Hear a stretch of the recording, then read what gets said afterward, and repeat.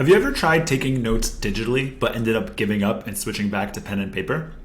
Hey everyone, I'm Jake, and I've been a little bit obsessed with productivity apps for at least the past 7 years. As I've talked to more and more people about using digital note-taking apps, one thing I hear over and over again is that it's too complicated.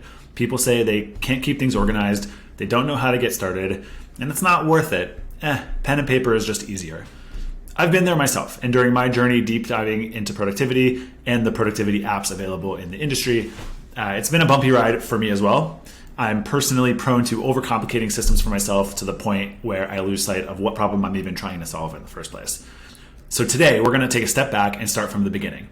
I want to share how to get started with digital note-taking in a slow, steady, and hopefully not overwhelming way, so maybe this time it'll actually stick. I'll be using my new latest app crush. It's an app called Tana, and it has unbelievably powerful features. So powerful that it can be really overwhelming to get started and be very intimidating. But I actually think absolutely anyone, including you, Mom, can gain some serious benefits by starting super simple and taking it slow. Let's dive in. All right, so I have 2 goals for this. My first goal is to show how absolutely simple it can be to get started. I know that if it feels complicated, if it feels like work, if it feels like there's friction between you and writing stuff, it's just not going to stick. You'll abandon it after a day, 2, maybe a week, but that's about it.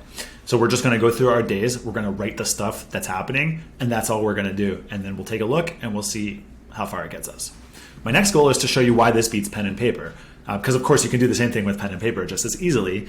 But I want to show you why this is better. And that's even before we've gotten into any of the complicated advanced features that Tana has. And believe me, they have some unbelievable features. But we're not even going to talk about those today. We're just going to stick to the simple stuff. And my goal is that you come away feeling like it's an obvious upgrade over pen and paper.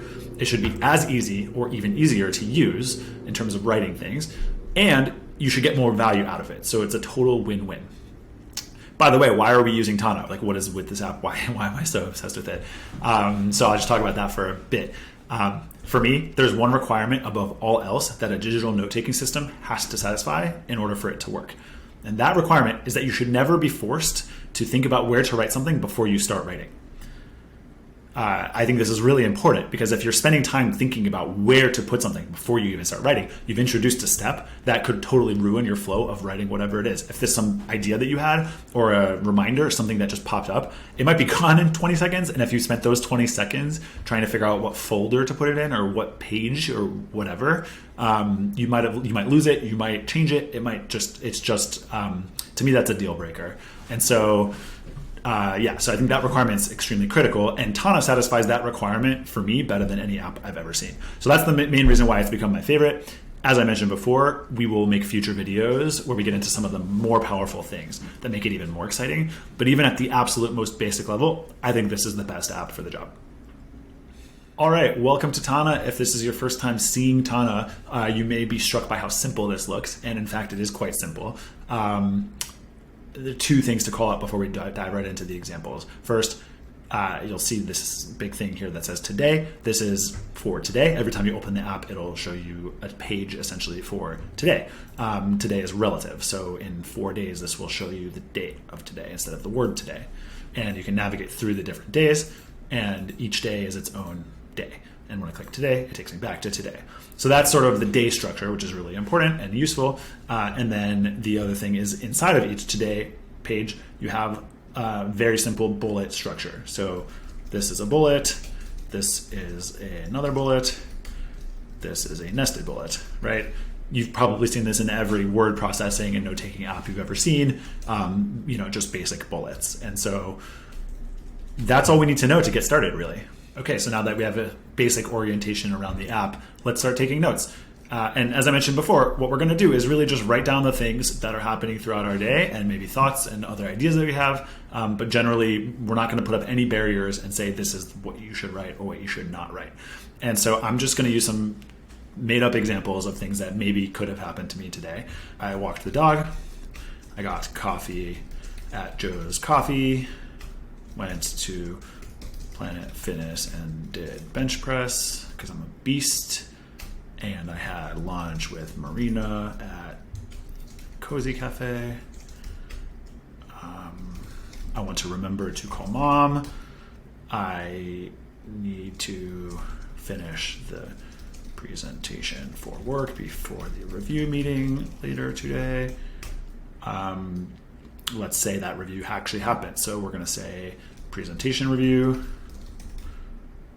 and we're going to write that the notes include.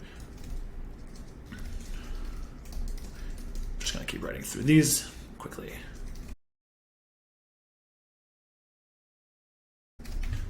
All right, so we've dumped a bunch of random things into our today, and we basically have notes. And, if we did nothing else, this is pretty solid and organized. We have the things that we did, and, what's, nice about this compared to, let's say, a pen and paper is that, I could have written all of these exact same things on pen and paper. However, when I come back to my desk tomorrow, what I'll see in front of me is the notes I took yesterday with nothing obvious that I can do with them. Whereas in Tana, if you came back to Tana tomorrow, it would open up to here with no new notes. And so what you could do is you could just go back here and look at what you wrote in today. But we've already got some built-in basic organization just by the fact that we have these days.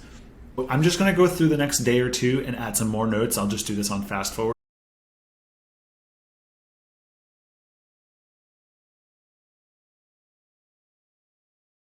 We've got notes now for 3 days, and of course my fake examples, my creativity was starting to run out a little bit by day 3, but you can hopefully imagine how you might use this in your life. Like, all you got to do is go through your day and have a Tana page open on your computer as you're working, and just write the stuff that comes into your mind.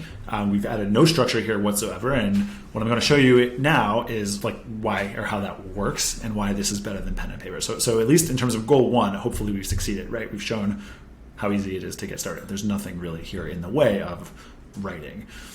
So now let's talk about goal 2 of why this beats pen and paper.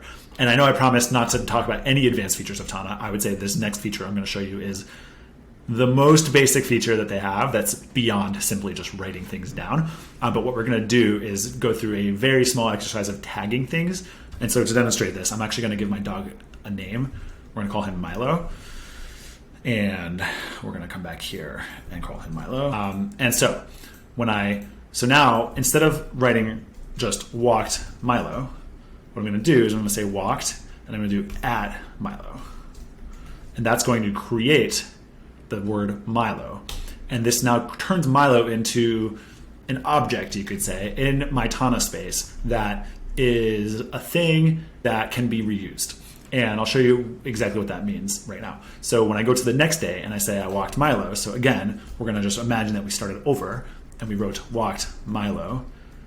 And now I go to the nodes in the library, and these words are complicated and don't need to be understood right now, so we'll talk about those later. But we're just going to say that I walked Milo to the dog park.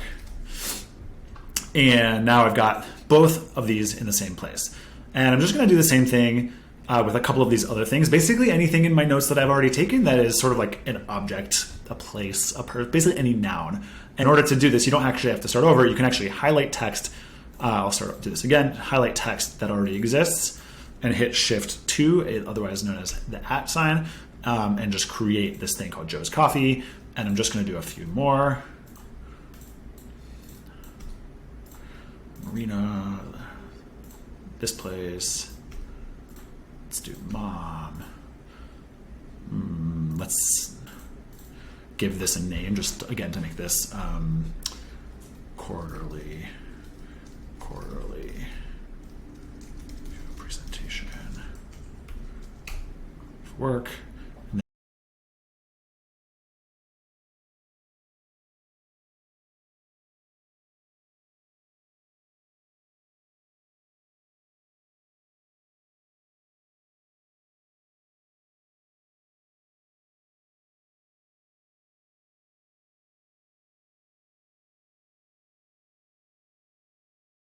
I feel okay with adding this in, hoping this is not really complicated, and I'll just demonstrate, a couple of, if I were starting from scratch on the next day, why this doesn't, to me, I feel like this still qualifies as not complicated or not frictionful, because you could just do it as you're typing things, right? If I say I called Maurice and told him about X, well, it basically can happen in line. And so that's why, I think this is as easy as writing, honestly, as even without. And so the reason I think this tiny additional friction is worth it is because what you've done now is you've started to organize your database in a way where these things actually have some sort of meaning, but you've never had to at any point go like create this thing called Milo in the right table or the right page or anything like that. And what this unlocks over time, if you were to do this over and over and over and over again every single day, you would end up having all these objects in your Notion workspace, as it's called. And if you clicked on one of them, you would see every single reference to this thing called Milo that you've ever tagged. And that's pretty cool. And so, again, this is a pretty arbitrary or like small example. But if I say, oh, Planet Fitness, today, let's tag this guy too. Today I went to, you can see all your workouts. All you had to do is tag Planet Fitness, and now you have a record of all your workouts. Maybe you did bench press on this day, and then in a couple other days you did bench press again, and at a different gym, right? And you click on this bench press, and now you have a record of all the places you did bench press and days and times. Just creates a very simple organization structure that makes this very, very powerful over time. Why does this beat pen and paper? Well, I think it should be relatively obvious by now. If you were to take these exact same notes on your pad of paper, and you wrote, I walked Milo, got coffee at Joe's Coffee, etc. Again, arbitrary examples, but you would lose it. You would have it on paper, and then tomorrow when you write the same things, you'd have it again, and the two would never be connected. And I think that's ultimately the beauty and the power of digital notes, is the ability to connect different things together, and over time builds up into this repository of information about your life that hopefully can become useful in different ways.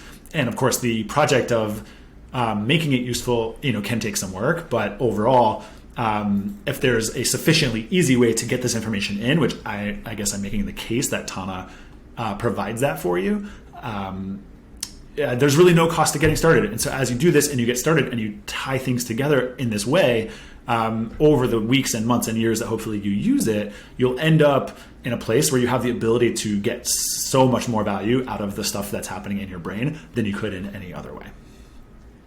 All right, that's it for today. Hopefully you found this helpful.